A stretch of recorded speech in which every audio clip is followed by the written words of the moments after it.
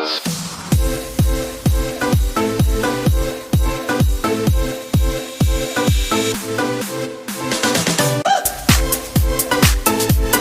to my YouTube channel. So the purpose of this channel is to read and tell stories to those people who just loves to listen and read stories, but because of their eyesight they couldn't read. So I will read and tell you the stories, and you can listen and enjoy the stories, and it will also not affect your eyesight. So let's get started. Here is again the brave little tailor, and these are the contents of this storybook. Introduction, the brave little tailor part 1. I'm going to read the brave little tailor part 1 today. So let's get started, and this is the introduction. So let's start from introduction. What is a fairy tale? It may be a story about kings and queens. It may be about poor people. It may be funny or frightening. But fairy tales are different from other stories. They usually happen in a place far, far away. They are about times long, long ago. Fairy tales have magic in them. Animals can speak. People can suddenly do strange things. Most fairy tales have a happy ending. Good and clever people win, bad people lose. Two brothers, Jacob and William Grimm collected over 200 stories like this. Here we meet a boy no bigger than his mother's thumb. We meet a girl with very long hair. Other stories introduce us to foolish giants, a speaking bird, and a magic fish. The stories take us to palaces and a tall tower. They take us into the dark forest. They lead us into fairy tale. So here is about Brothers Grimm, and I don't think so that we should read this. So let's start our chapter. Here is a very pretty picture. You can see the giant. Long ago, a little tailor was working in his shop. He was sitting at the open window.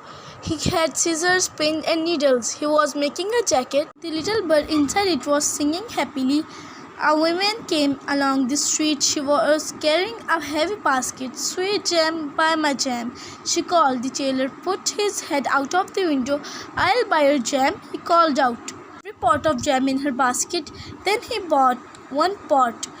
"This jam will make me strong," he said cheerfully. The tailor went to his cupboard. He took out some bread and put some of the jam on it. "No, I must not eat yet. I must finish this jacket first," he told himself. He put the bread by his side. He picked up his needle and started to sew. The smell of the sweet jam filled the air. Flies came through the window. "Out, out," shouted the tailor. He waved the flies away, but they came back more and more. They could smell the jam. They began to eat it. The tailor took off his belt and hid them. He looked down.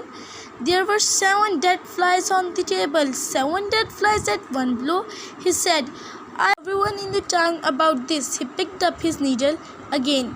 He sewed these words on the belt in big letters: 7 at one blow.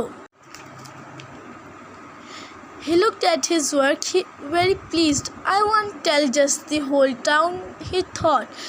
"The whole world shall know about it.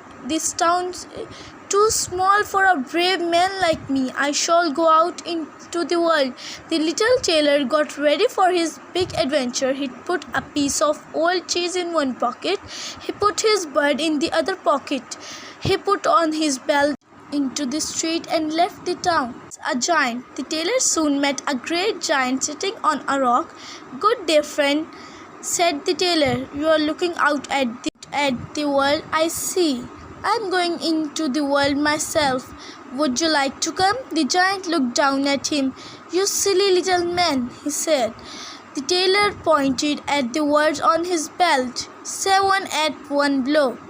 The giant read the words. "He has killed 7 men," he said to himself. "Perhaps this little man is not so silly." He picked up a stone. "Watch me," he said to the tailor. "I can get water from a stone." He pressed the stone hard. Water came out of it. The tailor smiled. "Watch me," he said. He took the piece of old cheese from his pocket. He pressed it hard. Juice came out of it. "That was better, I think." He was surprised. He picked up another stone. He threw it high into the sky. It flew over the top of a mountain. "Can you do that?" he asked the tailor. "That stone came down again," replied the tailor. "I can throw something up that won't come down." He took the bird out from his pocket. He quickly threw it into the air. The bird flew high in the sky, did not return. "You throw well," the giant said, "but you can lift things." He led the tailor into a forest. "Look at that enormous tree on the ground over there. Can you help me to carry it?" "Easily," answered the tailor. "You carry the trunk, I'll carry the branches. They are the largest part." So the giant lifted the trunk onto his back. The tailor was behind him. He sat quickly on one of the branches. The giant foolishly carried the whole tree, and the tailor too. At last the giant became tired. He let the tree fall. The tailor jumped down from his branch. "You're a big man," he laughed. But you can't carry a tree. You are so strong and clever," said the giant. "Why don't you stay with us?"